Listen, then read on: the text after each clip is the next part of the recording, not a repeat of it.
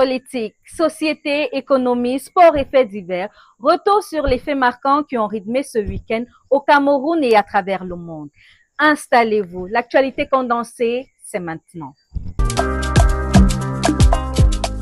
Le ministre des Transports, Jean-Ernest Massenangale Bibehe, s'est envolé dimanche dernier pour N'Djamena afin de participer au 5e forum tripartite Cameroun-République centrafricaine Tchad, qui débute lundi 11 mai 2026. Les échanges porteront sur la résolution des entraves au transit des marchandises via les ports camerounais et les corridors régionaux.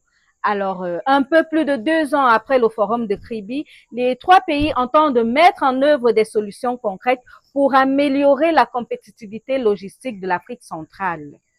Le général de division Philippe Mpaye est décédé le samedi 9 mai 2026 à Yaoundé à l'âge de 87 ans des suites de maladie.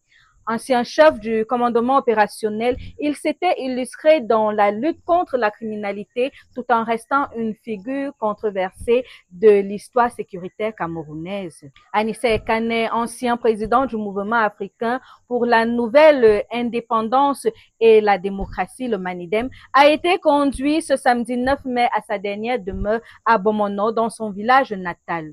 Plusieurs personnalités de la scène politique ont pris part à cet adieu. Triste découverte à Yaoundé. Landry Didier Ndongoze, jeune Camerounais vivant en Suisse, a été retrouvé sans vie le 10 mai 2026 dans un appartement de la capitale. Présent au Cameroun pour des vacances, il devait regagner la Suisse après une soirée d'adieu avec ses proches. Resté sans nouvelles durant 48 heures, son corps a finalement été découvert le jour de son départ. Une enquête est en cours pour élucider les circonstances de ce drame. Fin de parcours pour les Lions U20 du Cameroun. Battus 2-0 par la Tanzanie au match retour du dernier tour qualificatif, les Camerounaises voient leur rêve de Coupe du Monde féminine U20 s'arrêter aux portes de la phase finale en Pologne. Malgré leur victoire 3-1 à l'aller, les Lions ont été renversés à Dar es Salaam, où Mary Aaron et Asnat Ubamba ont offert une qualification historique à la Tanzanie. Une élimination amère pour le Cameroun. Encore décisif, Aaron Bibout a brillé ce week-end en Pro League belge. L'attaquant camerounais a ouvert le score lors de la victoire 3-0 du KRC Genk face à KFC Westerlo à l'occasion de la 7e journée des playoffs.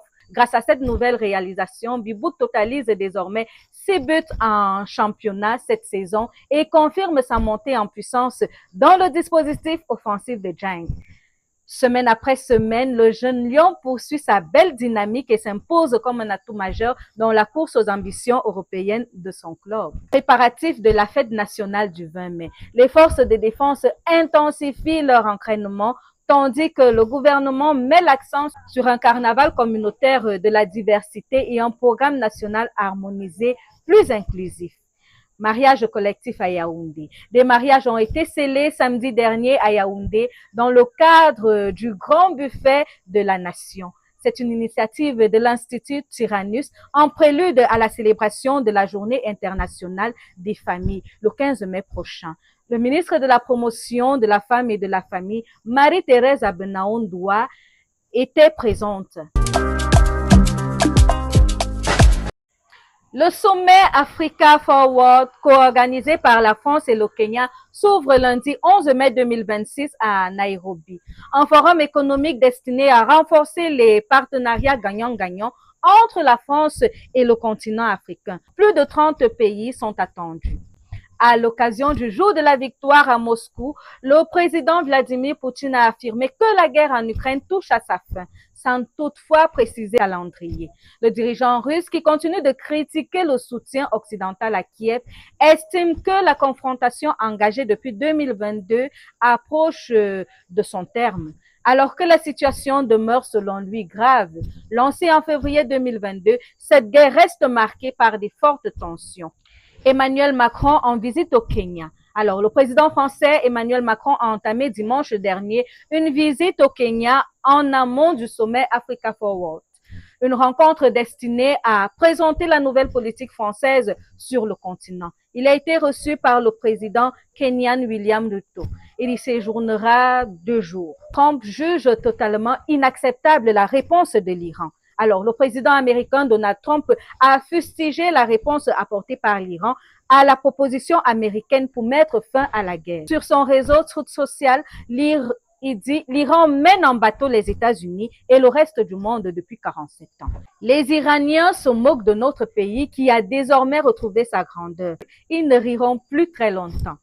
Les États-Unis n'auraient besoin que de 2 semaines supplémentaires pour atteindre toutes les cibles en Iran, a-t-il déclaré dans une interview enregistrée plus tôt dans la semaine et diffusée dimanche dernier.